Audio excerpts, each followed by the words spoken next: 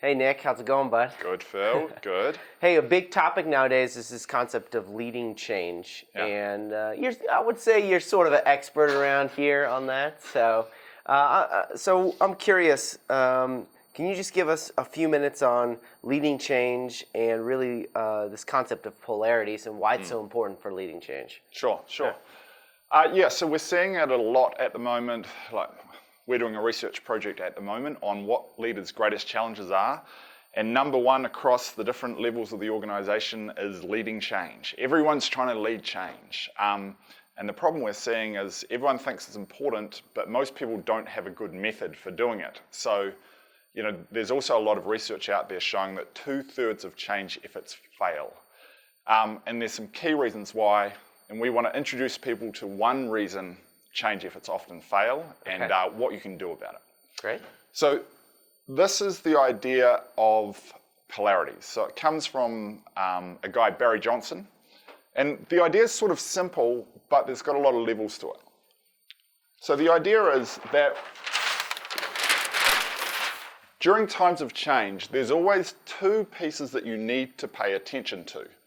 There's what's happening in terms of the change going on, but there's a flip side to that, which is what is stable and what's staying the same. And this is called a polarity. They are two interdependent poles which you can't split apart. There is always change and there is always stability. And so the leader's job is to balance these and get the best of both worlds happening with these. So the idea is, usually when there's a change effort happening, what do the managers do? They come in and they point out all of the downsides of keeping things stable and the same. They'll say, if we keep going like this, we're going to lose lots of money, we're going to have lots of turnover, our clients or customers are all going to go away. And then what do? Then they'll say, here's the big benefits of doing my change idea. We're going to make lots of money. People are going to be engaged. Customers will love it. And so the other people listening to this know that, hold on, this is only half the story. Because they'll start to point out, listen, but this is what already works. We know how to do it this way. It's worked successfully in the past. Here's all the benefits of keeping things the same. And they'll also look at this change effort and they'll point out all the downsides of the change. They'll say, if we do it this way, there's going to be disruption, there's going to be anxiety, people are going to have to change the way they do things. And so what commonly ends up happening is the managers hearing this, what do? They'll start to talk even louder about the downsides and the upsides. And so what ends up happening is you end up having these conversations which just go across. These people emphasize their points, these people emphasize these points, and the sort of system just gets locked up. So think about if you've been through a change effort or it's happened to you where it's like that.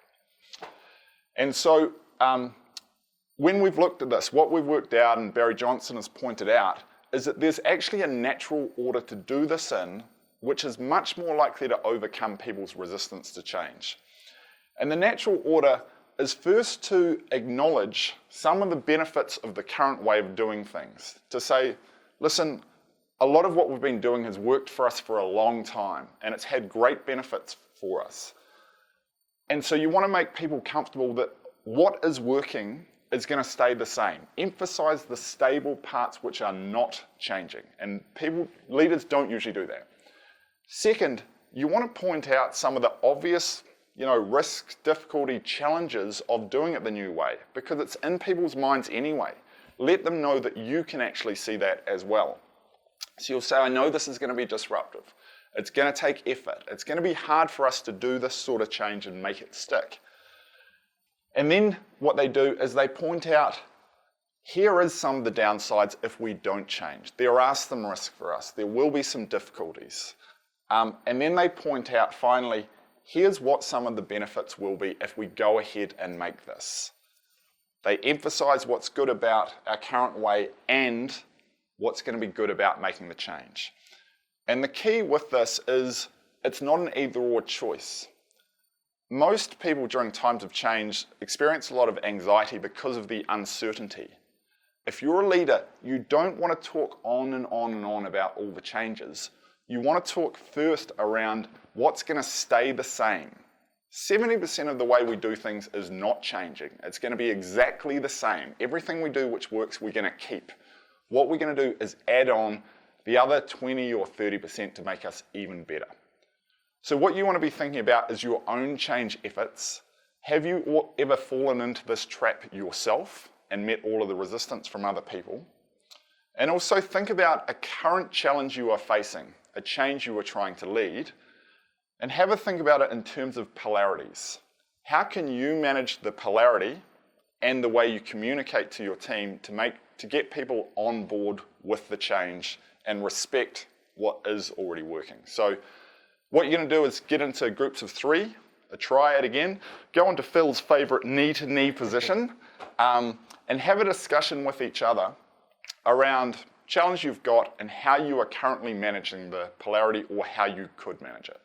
And I just have a follow-on question. Yeah. You've done a lot of these recently. Is there a particular story that stands out in your head of going somewhere and this being eye-opening for somebody? Yeah, there is. I mean, I was working with the senior leadership team, and they had a particular polarity which was to do with, are they going to be more centralized and bring decision-making in, or is it going to be more decentralized and let the different geographies make their own decisions?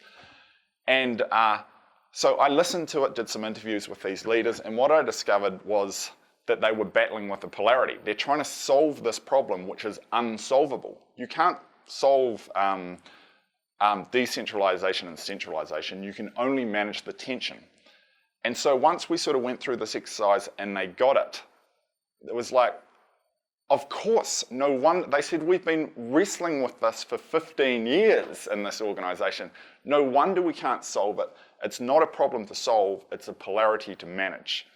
And so what changed was previously they'd just been doing that diagonal discussions, arguing, here's the upsides of centralization, the downsides of decentral, and the other half of the group were just doing the opposite. Once they got this, they stopped having that argument. And the question came, how do we get the upside of centralization plus the upside of decentralization? And there's quite a few pieces to this, but it leads to a whole new discussion.